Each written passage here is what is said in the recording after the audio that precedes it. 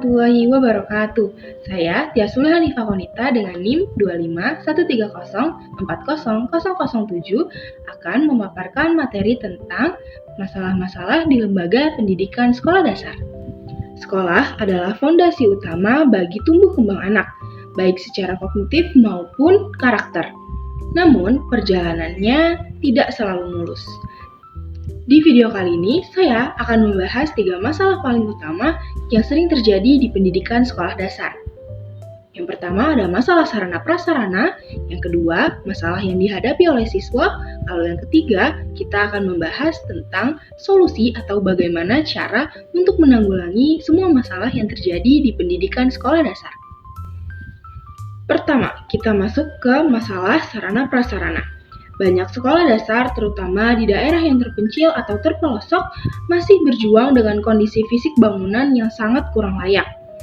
Dari gedung dan ruang kelas. Banyak ruang kelas yang bocor saat hujan, atau ruang kelas yang terlihat bobrok dan tidak pantas untuk dilakukan kegiatan pembelajaran. Ruang kelas yang tidak memadai menyebabkan terganggunya fokus anak selama pembelajaran. Selain ada gedung dan ruang kelas yang tidak memadai, ada juga fasilitas penunjang yang kurang tercukupi. Biasanya di daerah-daerah terpencil, bukan hanya gedung atau ruang kelasnya saja yang tidak memadai, namun fasilitas penunjangnya pun tidak memadai. Entah dari perpustakaan yang kurang memadai, alat peraga pendidikan seperti Infokus, atau bahkan ada beberapa juga kasus di mana sekolah tidak memiliki papan tulis. Jadi, sebagai tenaga pengajar juga bingung dan kesulitan untuk memaparkan materi pembelajaran. Yang terparah adalah keterbatasan akses internet dan komputer di era digital ini.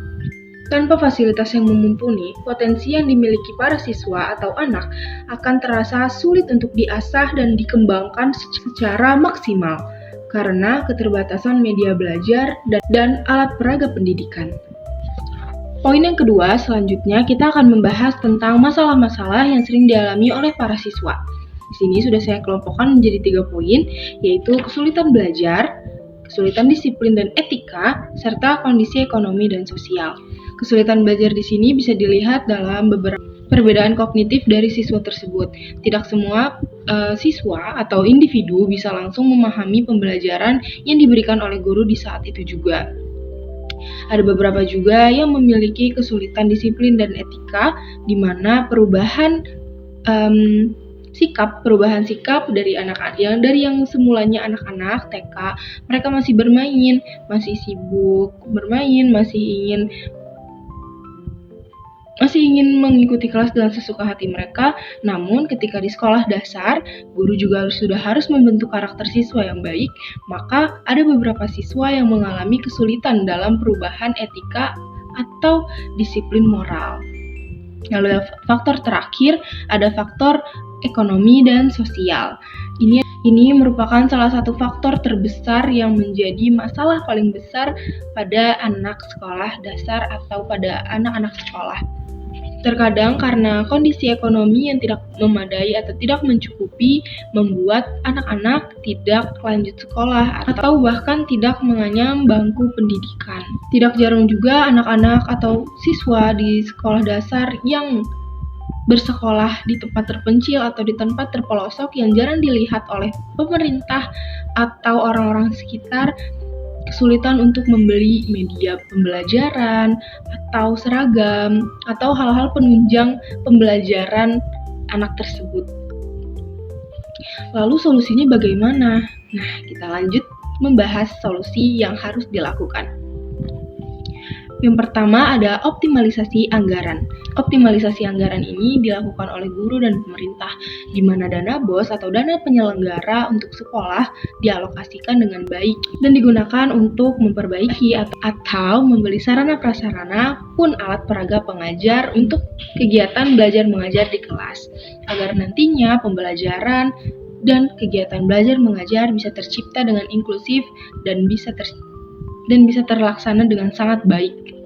Lalu yang kedua juga ada peningkatan peran guru. Guru di sini bukan hanya sebagai menjadi pengajar, tapi menjadi observer atau sebagai orang yang melihat siswa tersebut.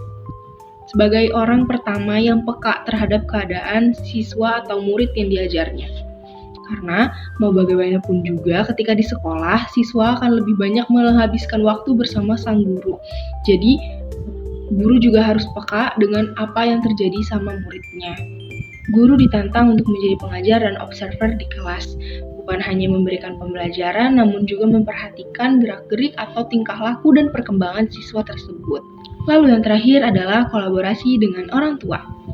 Guru, orang tua, pemerintah, bahkan lingkungan sekolah dan lingkungan rumah juga harus berkolaborasi untuk mengoptimalisasikan tumbuh kembang anak tersebut supaya masalah-masalah yang tadi kita sebutkan itu tidak terjadi. Orang tua bisa memperhatikan dan memberikan pembelajaran lebih di rumah. Pendidikan tidak hanya terjadi di sekolah dasar atau di ruang atau di gedung pendidikan, namun pendidikan akan terus berjalan ketika individu tersebut masih hidup. Sekian pemaparan materi saya tentang masalah-masalah di lingkungan sekolah dasar. Mohon maaf apabila masih banyak kekurangan dalam penyampaian dan pengucapan kata. Sekian dari saya, terima kasih. Wassalamualaikum warahmatullahi wabarakatuh.